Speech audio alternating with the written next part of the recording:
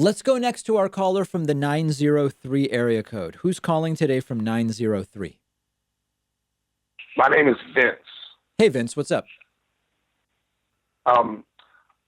Do pregnant women get $500 from the recovery package? I can't imagine that they do. You cannot, or you can? I cannot imagine that they do, no. But then the Republicans would have to use a reason for that, right? Right, They're yeah, all well, children. I guess it's not a person, right? Right. If you deny them the $500, you have to admit that they're not full-blown kids. Yeah, no, I've not heard that raised before, and it's an interesting one, and I wonder what Republicans would say. I mean, certainly some of them would probably say, well, by the time that kid's born, all of this is going to be resolved. Then, of course, a lot of those kids are going to be born next week, and that's obviously not going to be the case. But that is interesting. I wonder what they would say if pressed on that. And what do you think about how Biden just picked Obama as his running mate? I did not hear that.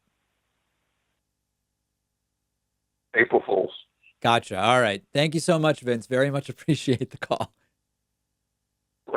Have a good one. All right. Take care. Yeah, you didn't get me with that one. Let's go next to our caller from the 949 area code. Who is calling today from 949? Hey, this is Kenny calling from 949. Yeah, Kenny, what's going on? Hey, so I actually have a question that's not related to this whole coronavirus thing. So Sure. Just about governing in general, I think one of the things that comes when it comes to the dysfunction of the government is how we let go a lot of our institutional norms and rules that used to govern us in the past. Like one example is that how we only govern for 3 days of the week instead of 5 days of the week prior to new Gingrich's reforms. Do you support bringing back some of the institutions and norms of the Congress that we used to have, such as that? You know, Kenny, your connection was so garbled. Were you asking whether we should bring back some of these conventions? Yes. I mean, it depends on which one. You know, the entire thing about governing on 3 days instead of 5, there's arguments that you want our elected officials spending more time in their districts with their constituents rather than in Washington, D.C. You know, I can sort of see both sides of that. I don't know that there's any one kind of simple answer to that question, unfortunately. Right.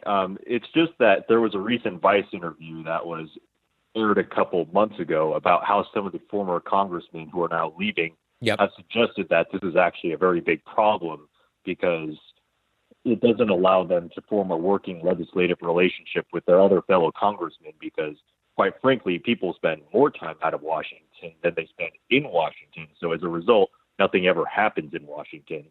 Yeah, I mean, maybe the happy medium would be that they're doing 4 days a week instead of 3, but not 5. Like, I don't, you know, we're kind of really slicing and dicing things here, but there's no doubt that, you know, we would, the question that really needs to be asked is, would more bills get passed if they spent an extra day there, or would there just be more debate and more filibustering, but the same amount gets done? And if more bills are passed, is that objectively good? Maybe some of the bills that would get passed aren't things that we want. So I just think that there's more, the devil is really in the details there.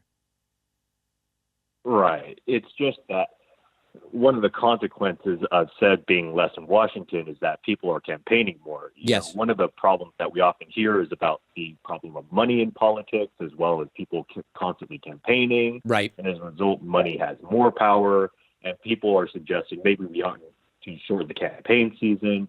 Well, it turns out, I think, that by restoring some of our congressional scheduling the way we used to have it, like we did before the 90s, that we would be able to inadvertently fix this problem of having too much money in politics and people campaigning too much and having too much of a campaign season. Kenny, you're fading out, so I'm going to let you go. Your connection is abhorrent, unfortunately, but that's the best possible argument I could imagine for spending more time in D.C., which is just keep people off the campaign trail. I would love to see that combined with public financing of elections as well, and a date certain before which you cannot start campaigning. Like maybe, you know, limit the full campaign to 6 months, where you have, 3 months for the primary campaigning, and then the final 3 months leading up to the vote, or something like that. Because far too much time is spent campaigning, especially with 2-year terms in the House of Representatives. You essentially start campaigning a few months after you're sworn in. And it is a major, major waste of time. And the American people suffer as a result.